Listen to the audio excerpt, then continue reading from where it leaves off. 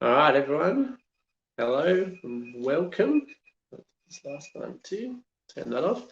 All right. Well, here we are. We're going to talk about my 3 top study tips for you as you are getting ready for your trials to come and also your final HSC exam. So if you have friends that you're hoping to come and see this, just tag them now in the comments. Make sure they come over to attend this live stream. I'm going to wait just a little bit while people get in here. I purposely have that countdown at the beginning so that people know that it's about to go live. But I know there'll be other people that are just waiting for 12 o'clock and they'll jump over at this point. So I want to thank you guys so much for showing up. There were lots of you that came last night to my first session where I talked about how we identify priority health issues, and I talked a little bit about how to study for Core 1 there.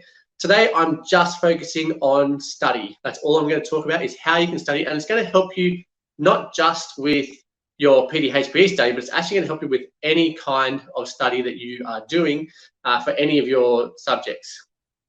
So if you're ready, just give me a thumbs up because I'm getting psyched up. I'm pretty excited about doing this. I love talking about study tips. So give me a thumbs up, give me a TU or whatever in the comments. Just tell me you're ready to go, and then we can get stuck into it. Let's go then, okay? So I'm going to start actually by not giving you a study tip. I'm going to give you something that you should avoid, right? This is my number 1 thing that you should not do, and that is when it comes to exam time, I do not want you to sit down and read through your summaries or read through a textbook. It's actually one of the least effective ways for you to study. You will take in hardly any of that information, and it ends up being fairly useless. Particularly, I was actually chatting to one of my teachers yesterday about students and their study and how they write their summaries and stuff.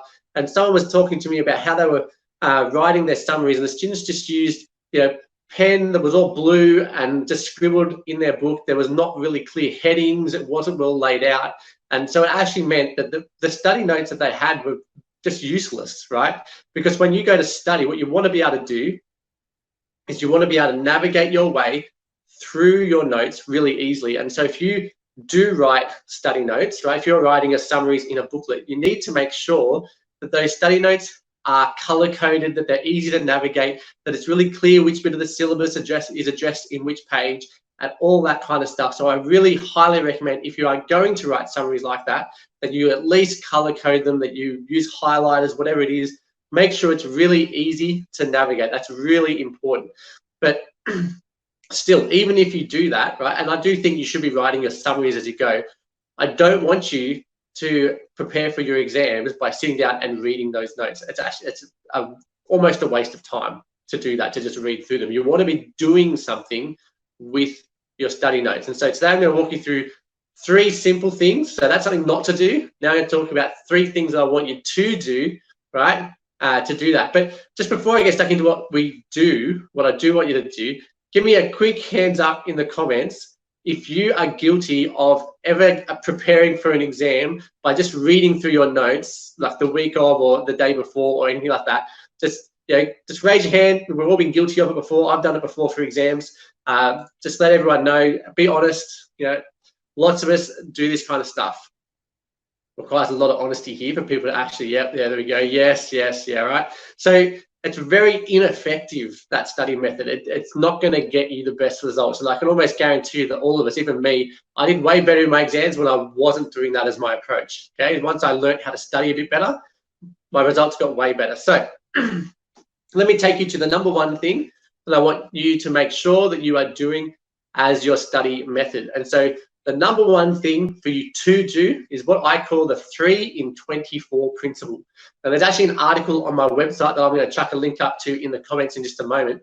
But basically this principle is that you need to be exposed to the content and study the content 3 times in the first 24 hours that you find out about it. And what that means is, so you'll go into class, or you'll be learning virtually at this point. You might get some content from your teacher. You may have read the textbook, may do some activities in class around a particular piece of content. That is exposure number 1. You need to then be exposed to it 2 more times, right? So we're getting up to 3 in the next 24 hours. So what that means is that night when you go home, that's when you want to sit down and smash out that summary for that particular bit of content. Or you want to do some kind of study. Maybe you're going to make flashcards for that bit of content, right? And you might go over them even that night. And so that's just second exposure. So you got exposed to it in class, then you got exposed to it when you went home and you did some kind of study. Okay, and it's very important that this is study, right? This is you revising the content that you just learned earlier that day. You then need to, and this is the important bit, you then need to sleep in between exposure number 2 and exposure number 3. Okay, because that sleep is really important, because what your brain is doing during sleep is it's organizing and categorizing that new information that you've just looked at. And so that sleep helps your brain to start to organize it, make it really clear that that's something that's new. I need to store it. I've already been exposed to it twice. And then when you wake up in the morning, before you get to school, or at least before class, right, you need to then study that content one more time. And that can be as simple as waking up in the morning, and if you made flashcards the night before, go over those flashcards in the morning and test yourself. Okay, reading your summary notes does not count here. Right, it has to be some form of study that requires you to recall that information without the information being automatically in front of you. Okay, so you could do flashcards where you're testing yourself, or you might just pull out a past HSC exam question, or a Learn 2.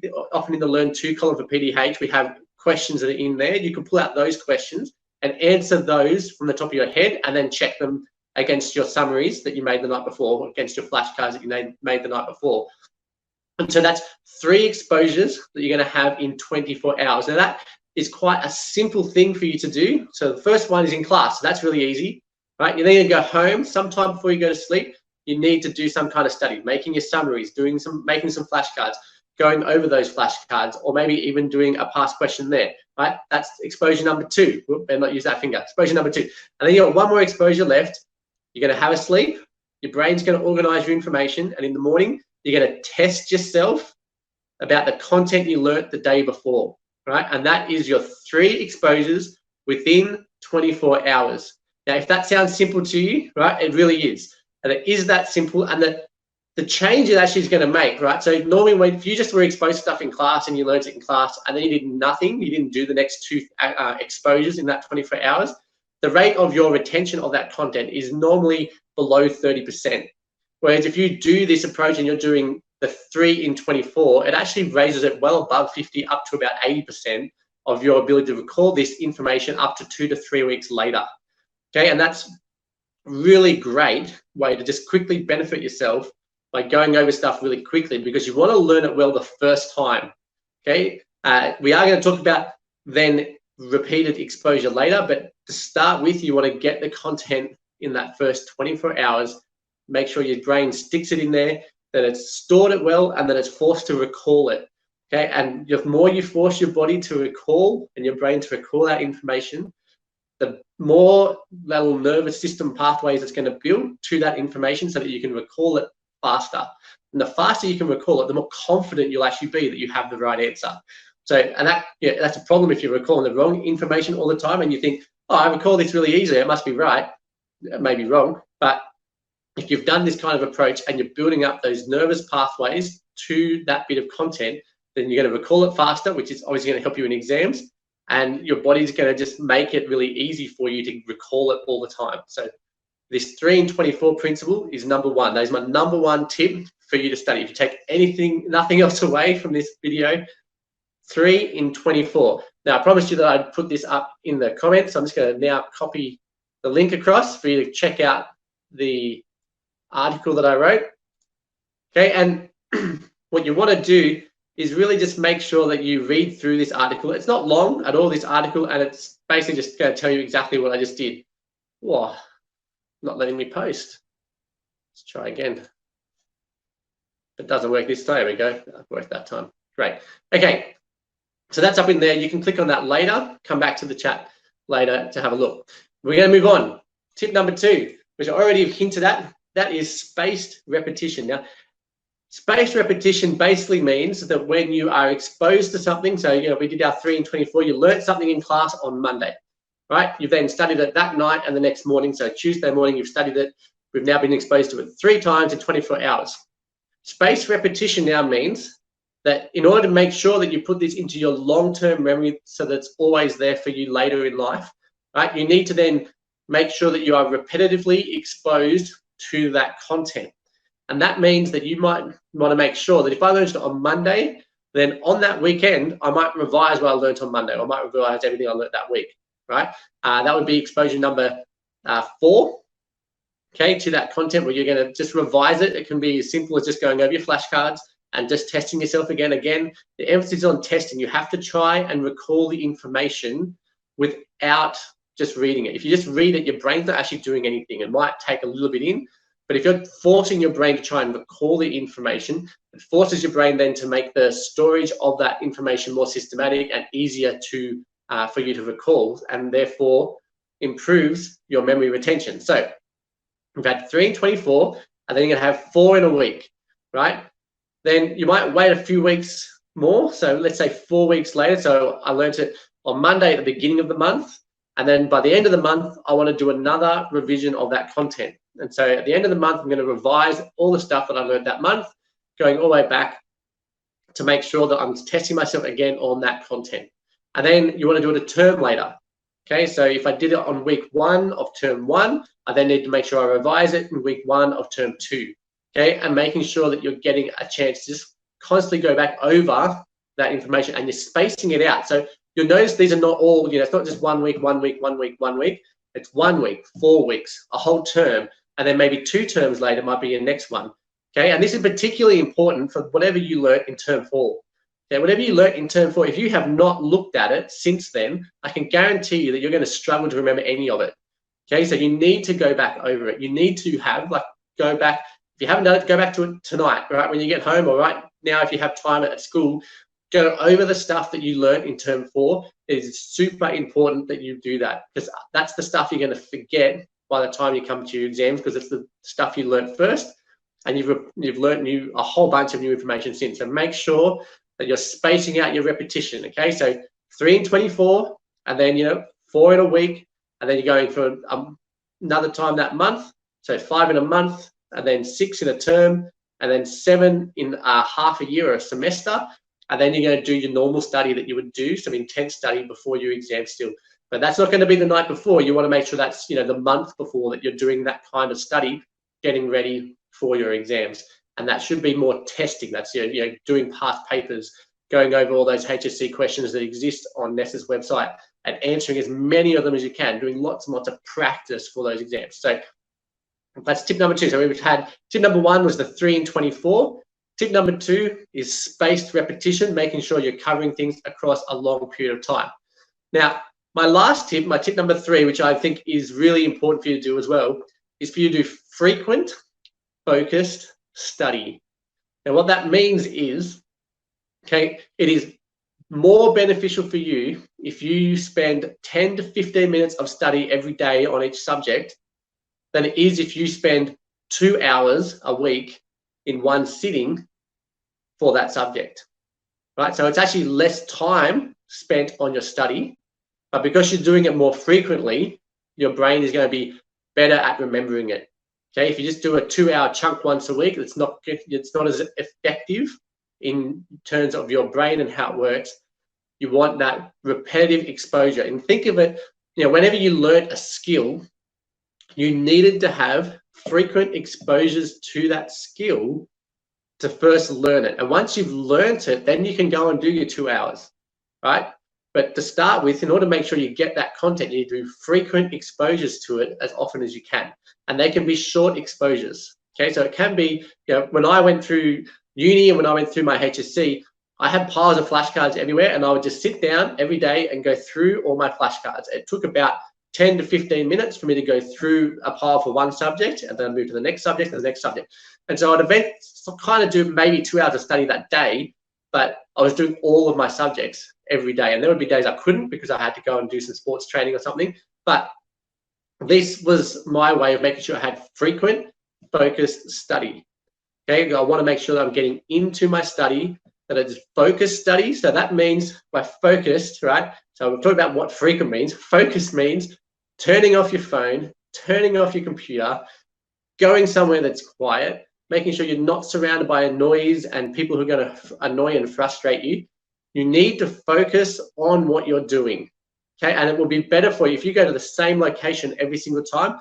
You'll get a lot better at it, particularly if that location kind of simulates an exam style room, because that's what you're going to have to do when it comes to the exam. You're going to be an exam style room. You need to recall it in that context, right?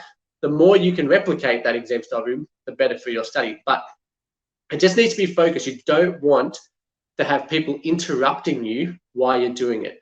Okay, so it might be that you go to your room, you close the door, you sit at your desk, you have no music on, your computer's shut, etc. You're just looking at an exam question that you already have prepped, and you're going to sit down and write an answer to it. Once you've written your answer, you're going to have a quick check of the marking criteria and stuff, and then send it off to your teacher. Okay, and that can take about 15 minutes, right? It doesn't have to take you a long time to do one question, right? And you're just going to do this frequently over and over again, just constant exposures for short periods of time. It's fine, but constant exposures as you're studying. And then once you know you've really got that content, then you can say, all right, now I'm going to do a whole hour or something on just that content and go a bit deeper into what I'm doing here. And that might be when you sit down and practice doing all the past HSC questions in an exam for that particular topic. So you might go and do the sports med questions, for example, that are in the 2018 HSC exam. You'll pull them out and you'll spend an hour going through and answering those questions and checking them and all that kind of stuff, and then sending them off to your teacher for some feedback. So they're my 3 tips. Okay, my 3 tips. So tip number 1 was the 3 in 24. So exposed in class, study that night, study the next morning. My next tip was your spaced repetition, making sure that you are exposing yourself to that content and spacing it out further and further. And then the final tip was to do frequent study, and knowing that a short amount of study of 10 to 15 minutes is perfectly fine. Okay, lots of people worry, I don't have time to sit down and spend 2 hours studying. Well, you may not, but you do have 10 to 15 minutes to sit down and do some study. Turn all your stuff off and go, all right, for the next 10 minutes, I'm going to go through my flashcards. For the next 10 minutes, I'm going to answer this question. For the next 10 minutes, I'm going to make sure I actually write a proper summary that I can use later when it comes time for exams. Any of that kind of stuff. Because what your summaries are actually for, right? So I told you not to use your summaries in terms of reading through them for study. What they are for is for checking. Okay, every time you test yourself, or you do a past HSC exam question, or you're just doing a Learn To type question, or one of those critical questions that's in the syllabus, what you use your summaries for is to check that you've actually done the right thing in your practice.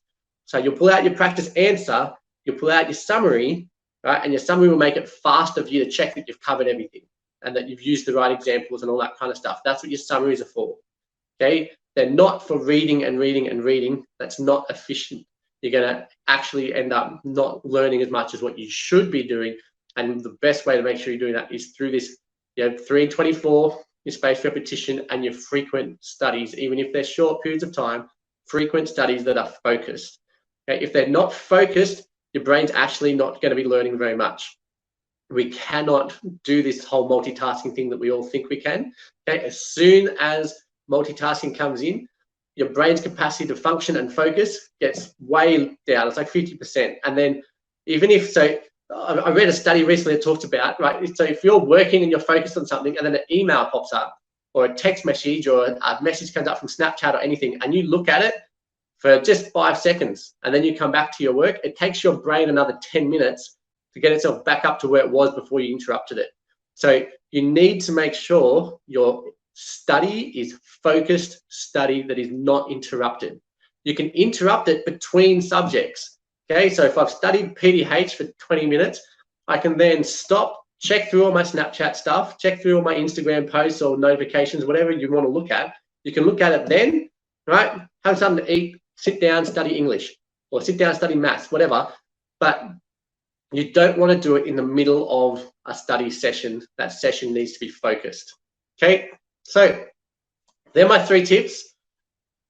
To follow on from this, if you want more tips, if you want to learn how to study better, then come along to one of my study days. Okay, so in my last video, I got all the dates wrong, but I've got them right here, I'm pretty sure. So the first one is on Thursday, the 28th of May.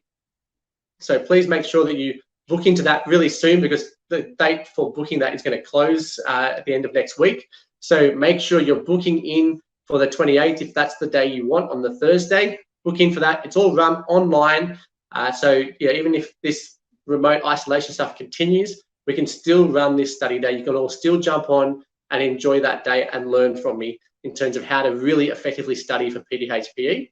The second one is on Friday, the 26th of June. The closing date for that one will be a bit later, but please, I really want to encourage you to hurry up and book into those, because I don't want to have to say to you, oh, sorry, you actually missed the cutoff date for those. And particularly if you're a teacher and you need to book in your whole class, for example, you want to make sure that you're getting this process started where you're getting your approval through your head of department or through your deputy, etc., that whatever process you've got for your school, make sure you're getting that approval and booking that in so that you don't miss out on those dates. Now, lastly, if you're enjoying these, particularly if you're enjoying the lives, I would love for you to tell me that if you want more, right? If you want more Facebook Lives from me, right now, chuck it into the comments and let me know that you want more of them. I'm actually really enjoying them, to be honest. So I would be happy to do more of them. But if you don't actually want them or you're not enjoying them, then please don't worry about it, right? Just tell me, no, I hate them. They're terrible. But if you do like them, tell me I would like to have more. I want more Facebook Lives, and I'll see if I can schedule some more in for you. Okay, I've just posted into the comments too the link for where you can register for those study days. It's also advertised on my site everywhere. So I hope you guys got stuff out of that. I hope that it improves your study. Okay, this should be far enough out from your exams that you can now make some really good changes to your study approaches to improve your results for your HSC. So that's it from me. Thank you so much for coming. I'll hang around for just a little bit in case there's some questions for me to answer. But thanks, guys. I'm so glad that you came and joined me. Do I recommend Cornell Notes? Yes, I do. Okay, if you are going to take notes, so Cornell Notes are different. So Cornell Notes are notes that you take when you're first getting the content. So when you're watching a video maybe, or when your teacher's talking, or when there's some kind of presentation or you're reading a textbook, you might use the Cornell Notes to just take your notes to start with, but then you would write your summaries from that. So your summaries will be slightly different because you want to make sure they're structured really clearly and color-coded and all that kind of stuff. Your Cornell note-taking method is more for, these are the main points that I got as I was reading this or as I was listening to this.